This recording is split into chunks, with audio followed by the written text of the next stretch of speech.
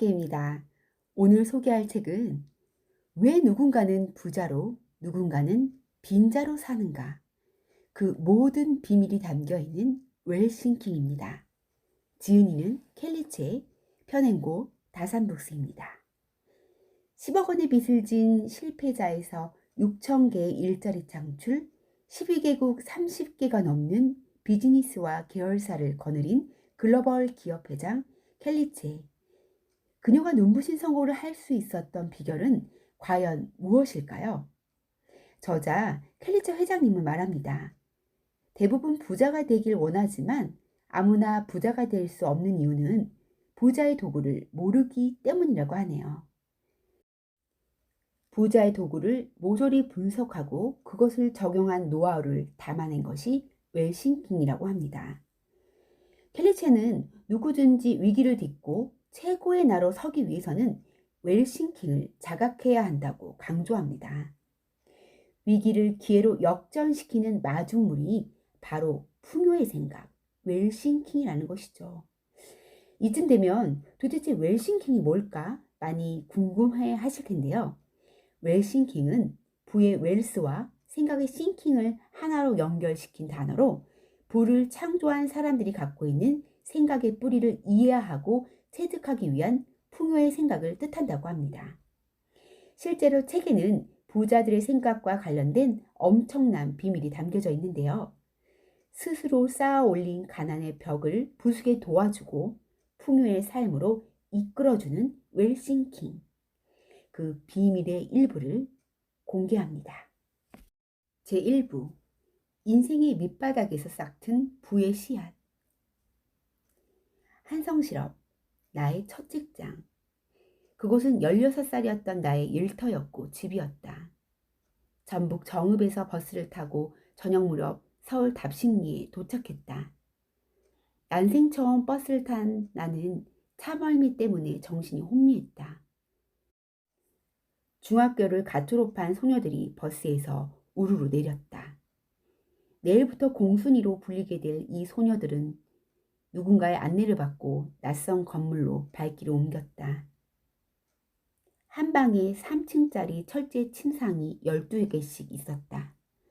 이 캡슐처럼 생긴 작은 방에 36명의 소녀들이 모두 들어오자 발 디딜 틈 없이 빽빽해졌다. 좋으나 싫으나 어린 여공들은 닭장에 갇힌 듯 살아가야 했다. 정말 낯선 풍경이었다. 홀로 고향을 떠나온 첫날 밤, 이곳이 낯설고 무서워서 좀처럼 잠이 오지 않았다. 엄마가 너무 보고 싶었다. 나는 어릴 때부터 엄마가 눈에 보이지 않으면 잘 울었다.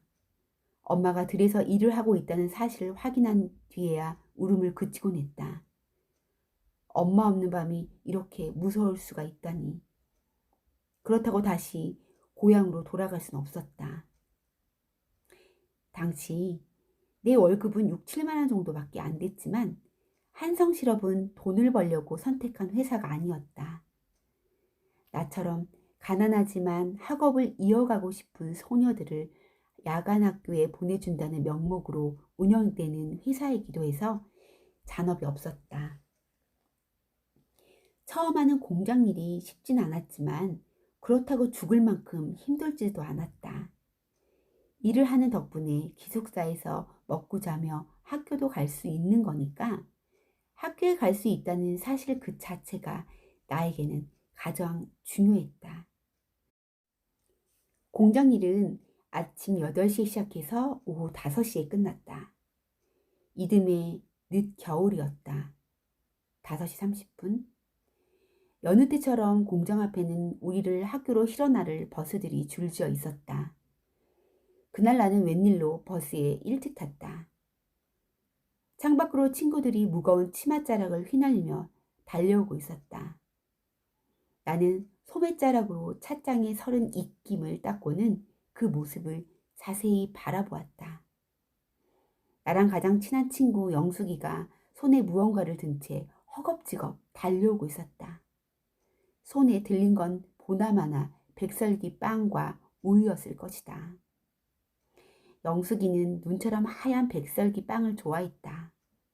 그날은 일이 좀 늦게 끝났거나 씻는 데에 줄이 길어서 저녁을 먹지 못한 모양이었다. 그래도 밥을 먹는 것보다 학교에 가는 걸 더 좋아했던 친구였다. 그곳에 모인 우리들은 공부를 잘하는 친구든 그렇지 않는 친구든 학교 가는 것을 진정으로 사랑했다. 숨을 헐떡이며 버스에 올라탄 영숙이는 앞자리에 있던 내게 눈인사를 하고는 뒤쪽으로 얼른 걸음을 옮겼다. 그날 어린 여공 영숙이는 버스에서 내리지 못했다.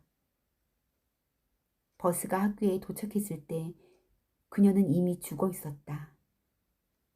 백석이 빵을 급히 먹다가 그만 빵덩어리가 기로에 막힌 게 이유였다. 버스 뒤쪽이 웅성웅성 하더니 친구들의 울음소리가 들렸다.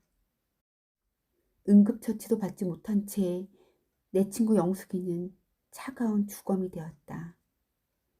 영숙이와 나 그리고 몇몇 친구는 가족이나 다름이 없었다.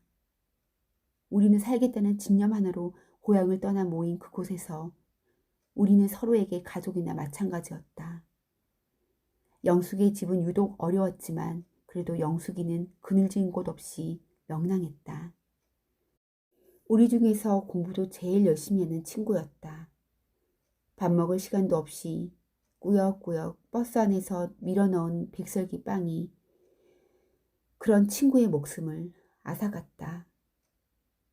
하고 싶었던 게 많았던 그 소녀는 얼마나 살고 싶었을까. 자기가 죽어간다는 걸 알았을 때 얼마나 억울했을까. 그날 학교는 온통 울음바다였다. 그녀가 죽은 뒤에 깊은 잠에 들 수가 없었다. 여느 때처럼 새벽까지 잠자리에서 계속 뒤척이는데 기숙사 옆 교회에서 종이 울렸다. 홀린 듯 일어나 교회로 갔다. 알지도 못하는 찬송가를 우물우물 따라 부르는데 느닷없이 눈물이 솟구쳤다. 새벽 예배가 끝날 때까지 울음은 멈추지 않았다. 하나님은 우리를 왜 시험에 들게 하시죠? 가여운 여자애들을 왜 이렇게 고생시키시죠? 이렇게 속으로 울부짖었다. 고통에 점점 지쳐갈 때 내 마음이 고요해졌다. 그 순간 이곳을 떠나야 한다 라는 내면의 목소리가 올라왔다. 나는 결심했다. 당장 공장을 떠나기로. 앞으로 어떻게 살아야 할지 막막했다. 그러나 내가 떠나기로 마음먹은 이유는 자명했다. 나는 이렇게 살려고 태어난 사람이 아니었다. 아쉬움만 남기고 일찍 떠난 내 친구 영숙이에게 더 좋은 모습을 보여주고 싶었다. 공장을 떠나는 날 나는 영숙이를 가슴에 묻고 그의 목까지 열심히 살겠다고 다짐했다. 공장을 그만두고 패션을 제대로 배우기 위해 거의 무일푼으로 일본에 간 나는 아르바이트를 하며 대학교를 다녔다. 하지만 졸업 후 상황이 크게 달라지진 않았다.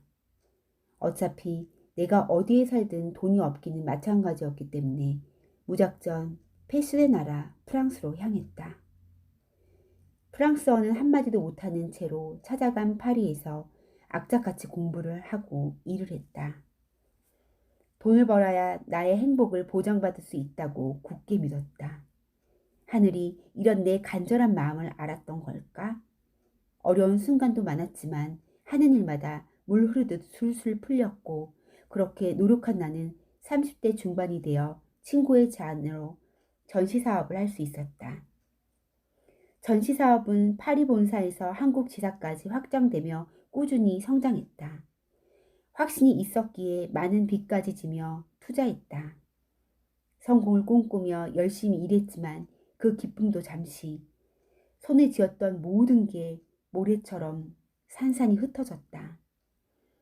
죽도록 열심히 살면서 쌓은 공든탑이 무너지는 느낌이었다. 그랬다. 내 사업은 그렇게 망했다. 이대로 살아야 하는 걸까? 차라리 끝내는 게 낫지 않을까? 그런 생각들이 마음 깊은 곳에서부터 스멀스멀 피어올랐다. 검은 기운이 거울 속에서까지 넘실거리는 것 같았다. 그때 누군가 나를 불렀다. 금내야, 아이고 아가, 우리 자랑스러운 셋째 딸. 거울 속에서 엄마가 나를 부르며 환하게 웃고 있었다. 내가 죽음을 생각했던 그 순간에도 엄마에게 나는 자랑거리이자 희망일 터였다. 그런 엄마를 두고 죽는 것은 엄마와 함께 죽는 것이나 마찬가지였다. 그래, 살아야겠어. 이제부터는 엄마를 위해 살아야겠다. 그날의 결심이 내 인생 전부를 송두리째 바꿔놓을 줄 그때는 미처 알지 못했다. 나는 지독히도 가난한 어린 시절을 보냈던 터라 돈과 성공이 곧 행복을 가져다 줄 거라고 믿었다. 그래서 언제나 더 높은 곳으로 오르려고 노력했다. 승승장구하는 것처럼 보였지만 파리에서 사업에 실패하고 지옥보다 고통스러웠던 나날을 보냈을 때까지도 이 생각은 변하지 않았다. 다시 살아보겠다고 다짐하며 깨닫은 사실이었지만 나는 부의 개념을 잘못 세워 실패를 면치 못했다는 것을 알게 되었다. 나는 그 이후로 돈, 공헌, 인격이라는 3요소를 모두 갖추기 위해 무단히 노력했다. 과거에 나는 돈을 받아들이는 것에 급급해 결국 사업에 실패하고 말았다. 지금의 나는 돈을 어떻게 흘려보낼 것인지를 계획하고 실천했기 때문에 상상도 할 수 없었던 부를 거머쥐었다. 인류는 진화와 발전을 거듭해왔다. 무엇보다도 다른 사람을 돕기 위한 부를 가지려는 사람들에 의해 계속 발전했다. 만약 타인이 아닌 오로지 자신만을 위해 부를 모으는 사람들이 득실거렸다면 인류는 이렇게 발전하지 못했을 것이다. 온 우주의 에너지는 다른 사람을 위해 부를 축적하겠다고 하는 사람에게 향한다. 그렇기에 당신이 부를 거머쥐려는 목적이 타인을 향했다면 당신은 반드시 부자가 될 수 있을 것이다. 그러나 당신이 당장 내 입속만 차리고 타인에게 돈이 흐를 수 있도록 도울 수 없다면 포기하는 편이 좋다. 언젠가는 반드시 무너질 것이기 때문이다. 그러므로 진정한 부의 개념을 잘 세우고 원하는 곳을 향해 나아가길 바란다. 부를 원하는가? 그렇다면 부자와 돈에 대한 위약적인 생각을 떨쳐야 한다. 사실 당신도 부를 갖고 싶지 않은가? 속으로 부만 이룰 수 있다면 소원이 없겠다고 말하지 않았는가? 그렇다면 당신이 원치 않았는데도 학습된 부자와 돈에 대한 부정적인 관념을 모두 지워야 한다.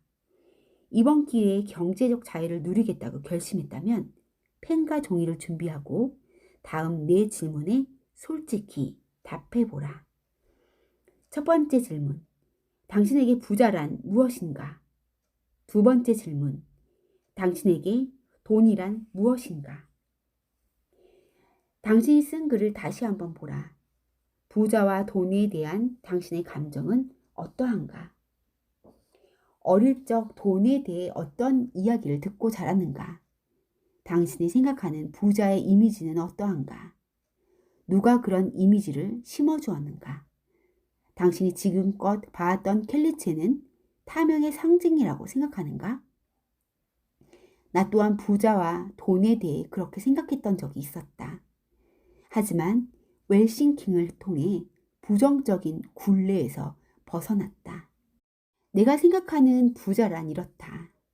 착한 사람, 남을 돕는 사람, 사랑할 줄 알며 사랑받을 줄 아는 사람, 존경받는 사람, 너그러운 사람, 열심히 살아온 사람, 친구가 되고 싶은 사람, 주변을 보살피는 사람, 지혜로운 사람, 사람을 살리는 사람, 자기 결정권이 있는 사람, 사회의 이익을 위해 앞장서는 사람, 동물을 아끼는 사람, 환경을 보호하는 사람. 내가 생각하는 돈이란 이렇다. 많아야 하는 것, 남을 도와줄 수 있는 수단, 있으면 편리한 것, 대부분의 해결책, 꼭 있어야 하는 것, 노력의 결과, 나눌 수 있는 것, 보람의 상징, 병을 고치게 해주는 것, 여유로움, 엄마에게 주고 싶은 것, 부자와 돈에 대한 내 생각이다. 부정적인 생각은 조금도 없다. 나의 잠재의식 속에 깃든 부자와 돈에 대한 긍정적인 생각은 지금 여기까지 나를 이끌어왔다. 만약 내가 부자와 돈에 대해 욕하고 저주하고 멸시하는 사람이었다면 지금의 켈리체는 없었을 것이다. 나는 웰싱킹으로 돈에 대한 긍정적인 가치들을 잠재의식 속에 투영했다. 돈 버는 것은 쉽고 재밌다. 돈은 착하고 행복을 부른다. 돈은 무한하다. 라고 반복해서 말했다. 돈은 한정되어 있어 나눠야 하며 내가 가지면 다른 사람 몫까지 빼앗는 거라고 생각하는 사람들이 있다. 이는 잘못된 생각이다. 부자들은 돈을 무한하다고 여기고 실제로도 그렇다. 부자다, 돈이 많다는 단지 결과일 뿐이다. 결과에는 반드시 원인이 있다.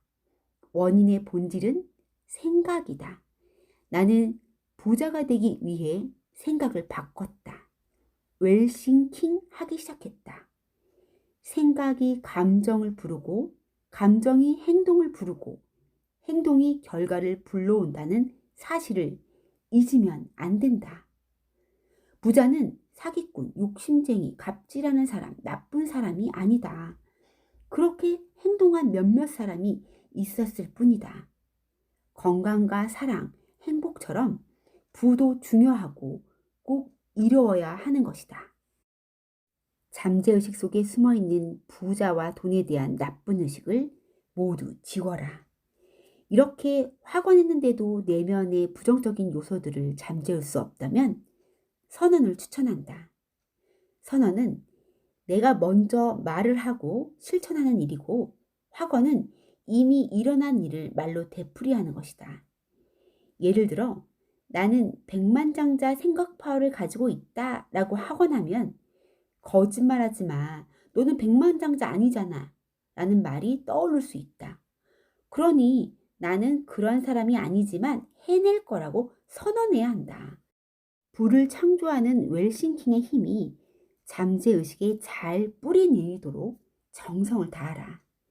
한치의 부정적인 생각도 허용하지 말고 한없이 긍정적인 태도로 선언하라. 선언할 때는 마치 그렇게 되고 있는 것처럼 상상하며 오감으로 느껴야 한다.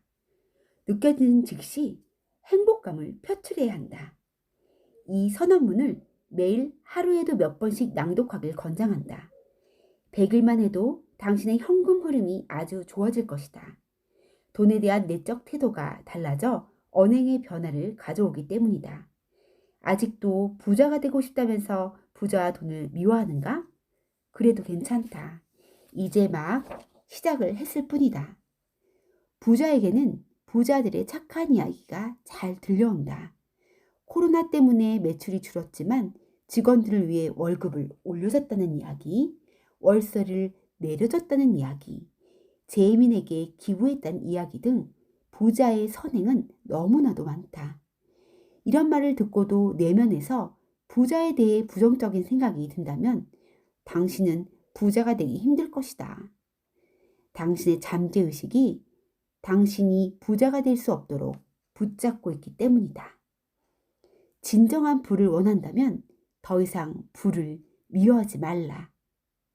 지금 당장 부에 대한 위약을 버리고 돈을 위하여 마음으로 웰싱킹 하라. 백만장자 선언문. 나는 부를 통해 내가 원하는 최고의 것을 누릴 것이다. 나는 부를 통해 내가 사랑하는 모든 사람을 도울 것이다. 나는 나에게 오는 어마어마한 돈과 풍요를 얼마든지 받아들일 것이다. 나는 지금 당장 엄청난 행운과 좋은 기회들을 받아들일 준비가 되어 있다.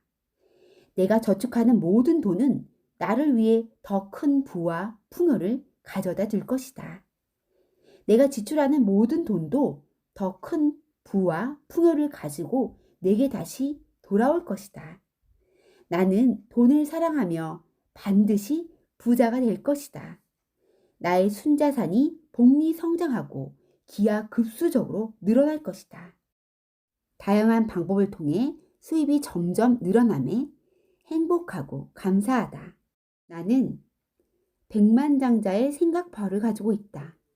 돈은 내가 원하는 모든 선한 꿈을 이루도록 돕는다.